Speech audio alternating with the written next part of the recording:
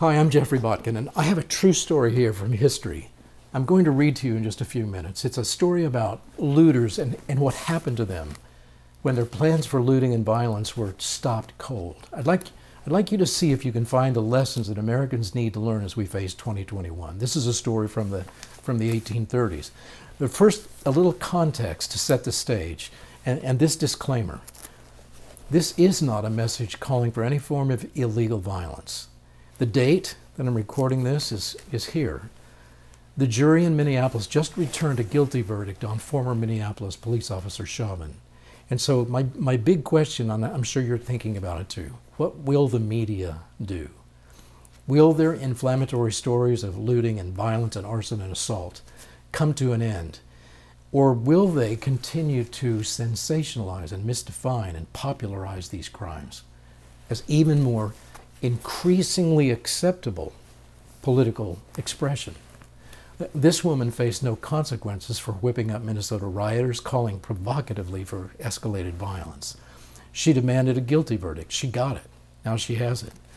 And this woman posted a street guide to protesting, which became a thing in 2020, and then an even more violent thing in 2021. Now, my message to the dominant media is that you are responsible for a lot of this that's been happening. Your reckless and savage and bloodthirsty media narratives are driving violent rioting and looting into even new danger zones. It's really been bad so far. And you have mischaracterized it, and it's getting worse because of what you're doing now. Things change today. There's a change in history. And you need to seize the initiative now to stop what you've been doing. This is really a good moment for you to reflect on what's happened. Take a breather, regroup, and change your policies. You need to stop popularizing and perpetuating a criminal narrative. And if you do, we can see a good turnaround. We can see good fruit from it. And we have good news about that from history. And it goes like this: when irresponsible narratives die in public discussion, the glamorized or sensationalized misconduct often ends immediately with it. And I'm going to give you some examples and then read this story. In the mid-1980s, a desperate Austrian figured out that the brand new subway system in Vienna, the underground system, the metro, could be used as a convenient tool for suicide. You just jump in front of the train right on the tracks as it approaches at high speed. And the media in Austria sensationalized this first suicide, and then there was another suicide with added morbid sensationalism. And this then elevated the popularity of suicide to creative new heights. Suicides dramatically increased until pressure was put on the media to just stop it. Stop making it an increasingly acceptable idea. Immediately, suicides on the metro tracks dropped more than 80%. Now here's the next example. The authorities in San Francisco had a similar experience with their Golden Gate Bridge, which moved officials to force the media then to stop popularizing the idea as increasingly acceptable. And when the deadly narrative ended, so did the fads, so did the suicides. So do you see the pattern here? Here's another example. In 2014, the world saw that massive distribution of ISIS theology and ISIS terror videos on social media platforms. And this led immediately to an explosion of the lethal lone wolf attacks by Islamic males and even Islamic females who were pledging their allegiance to the brand new Islamic State Caliph, Abu Bakr Baghdadi. And these new loyalists of Baghdadi proved their allegiance to him through jihad. And ISIS was at that point really on a roll, taking more and more territory. And as those conquests grew, so did the international jihadist attacks.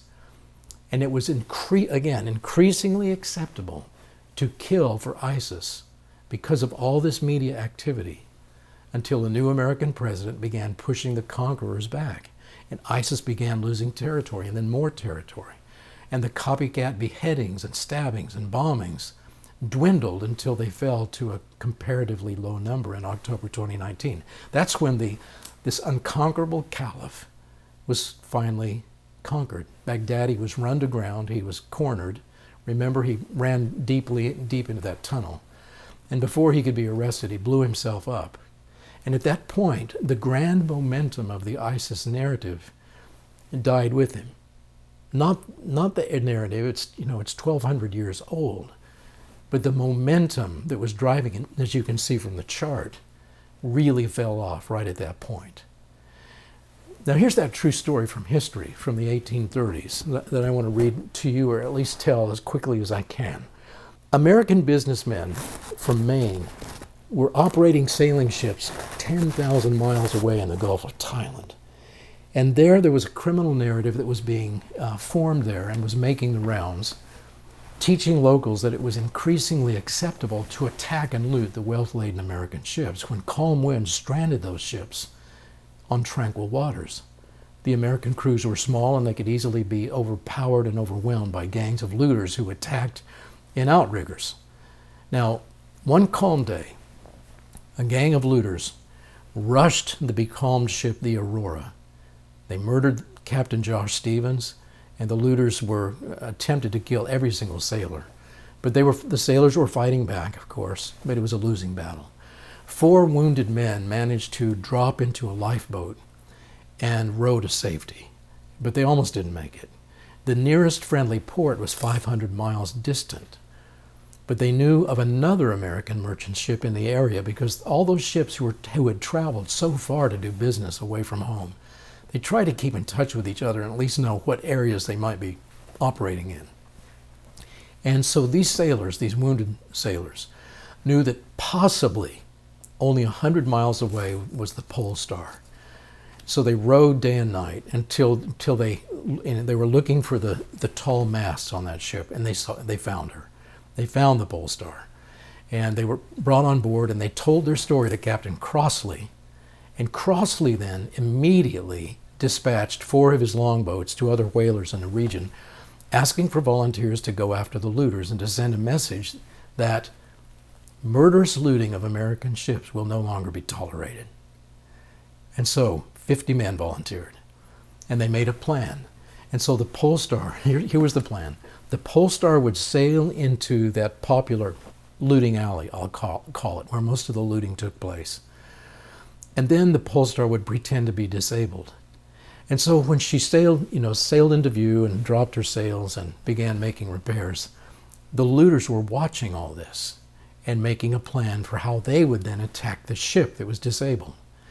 And so they gathered in great numbers, and at the signal, they made their attack on the helpless ship.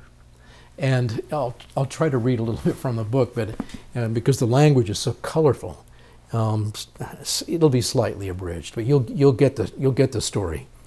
It says, "Onward came the looters, and once again a helpless vessel was at their mercy, and once more they felt sure that they could satiate their lust for blood and rum. And confident of victory, they dashed alongside the Pole Star and leapt from their proas, which were these little boats that they had were like outriggers, like outrigger canoes. And with savage yells," it says, "they swarmed up the sides of the ship. And not until the looters' heads appeared above the rails did Captain Crossley give the word to his impatient men. And then with lusty shouts and curses, 53 whaling men," it says, "they sprang up with blazing muskets and pistols and with deadly shovels." And I mean, we're talking about as flensing tools that look like this. They're tools that were used in the whaling trade to strip the blubber off the whales. And so these whalers brought those with them. They didn't have a lot of military weapons, but they had their shovels, and they had harpoons, and they had hooks, and they were using all of these in the battle with the looters. And so the merchant seamen, it says, fell upon the utterly astounded looters, and heads were sliced from shoulders with these blubber spades, and broadaxes cut through limbs and cut through skulls, and shot and bullets mowed down scores of these murderers.